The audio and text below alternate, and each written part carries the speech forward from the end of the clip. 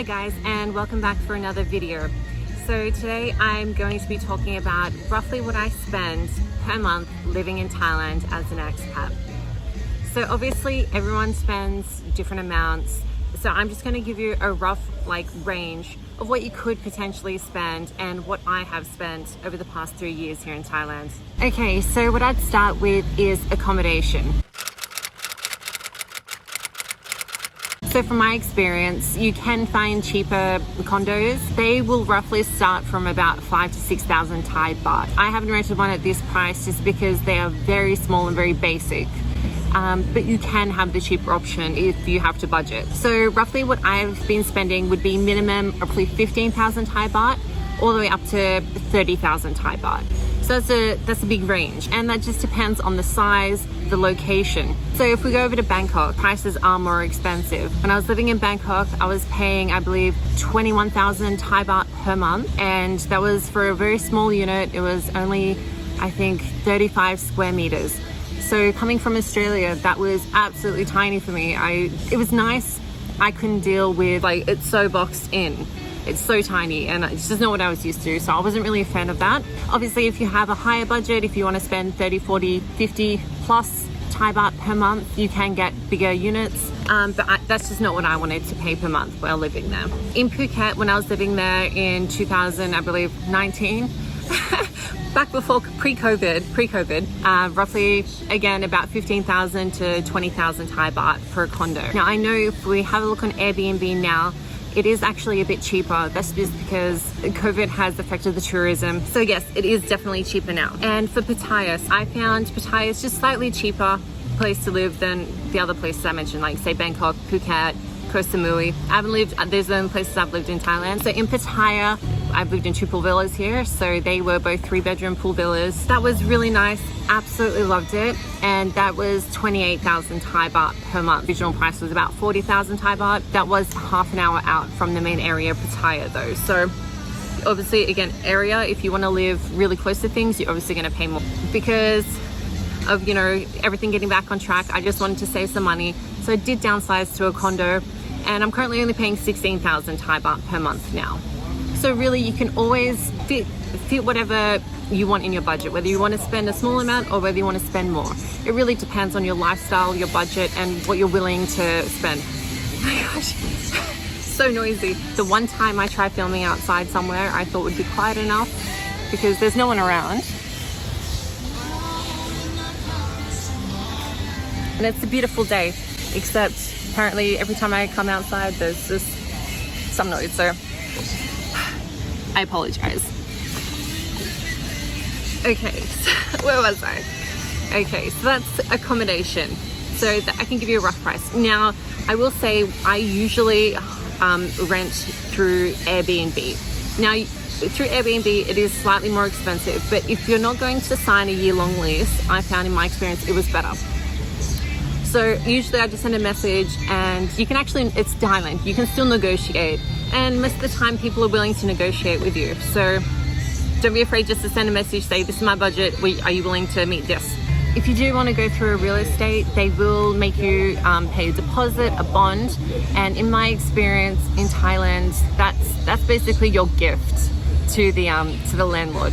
They will find any absolute reason, even if you leave the place immaculate, they will not give you your bond back. My experience.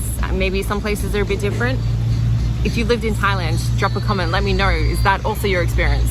Speaking to a few friends, they also had this problem. So just be mindful of that when you're paying a 2-month bond deposit and you're not really planning on staying a long time. So if you're only staying for 2 months and you're paying 2-month deposit, it just, yeah. It just didn't make sense for me.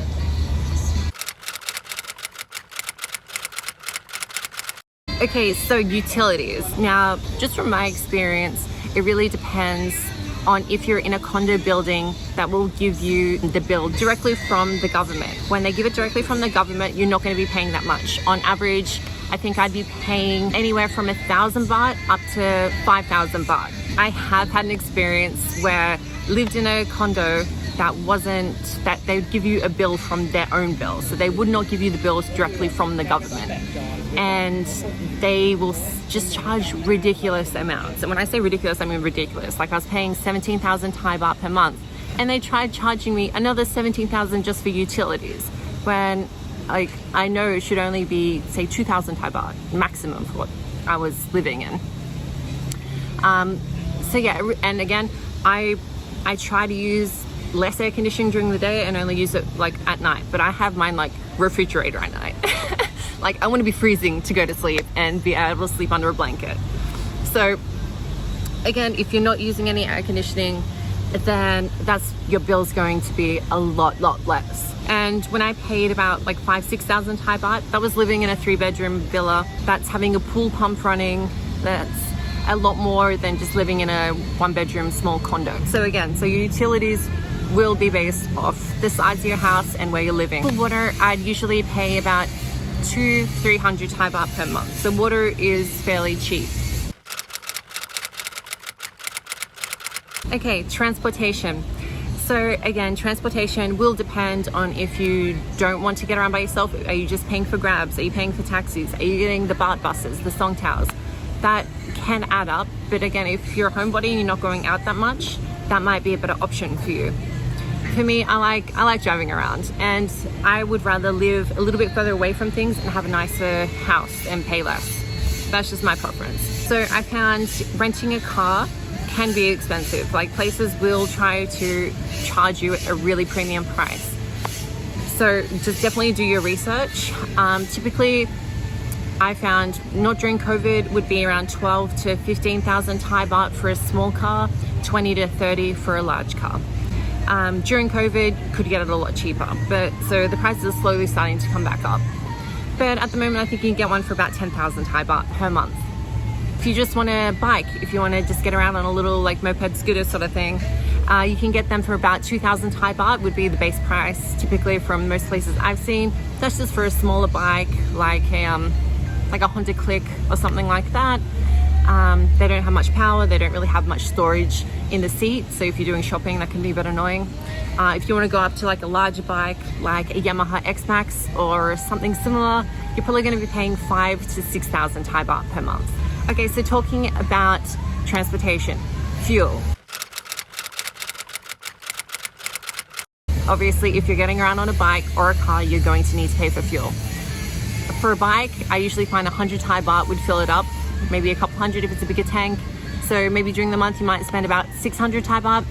Now, if you have a car, the petrol isn't cheap here. Like, I'll link a thing. I don't think I thought it was when I first moved here, coming from Australia, but now that I'm paying for it, it's gone up and I'm paying 2,000 Thai baht to fill the car. And I'm doing that maybe like once a week, once a fortnight, really depending on where I'm driving. So I would probably budget around 6,000 Thai baht per month for the fuel if you're getting a car. A really economical, like 4-cylinder car, maybe you'll spend 4,000 Thai baht.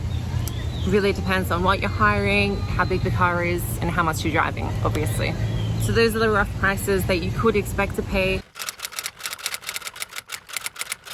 Now, if you haven't watched my last video, go ahead and watch that. I did just like a shop where I stocked up on a few things, and I showed you the prices with also the conversions of a fair few currencies. So you can just get a rough gauge on what basic necessities may cost you.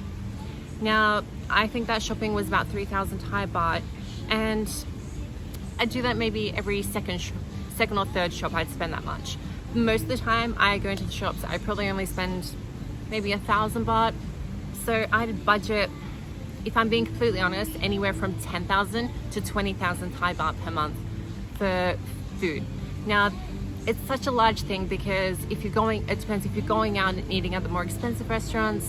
Are you going to, say, Villa Market and buying imported foods? They're really expensive. Like, whatever you're paying, expect to pay like double here in Thailand. Maybe not double, but it is really expensive sometimes to get imported items.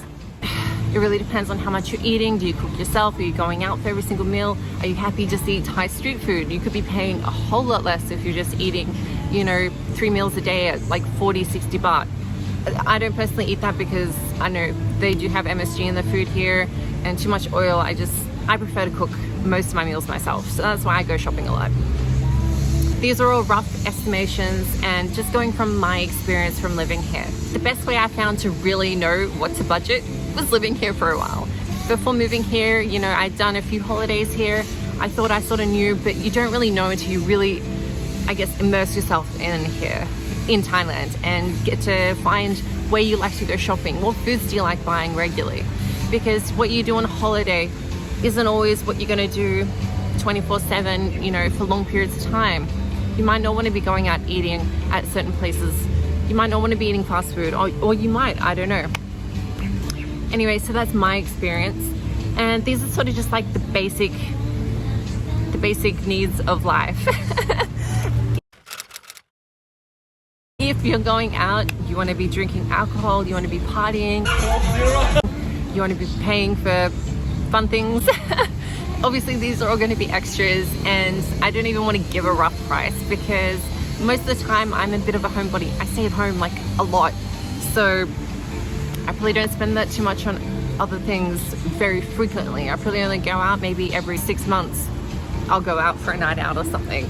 Other than that, I'm a bit boring. Gym prices, I guess that's in an extra thing.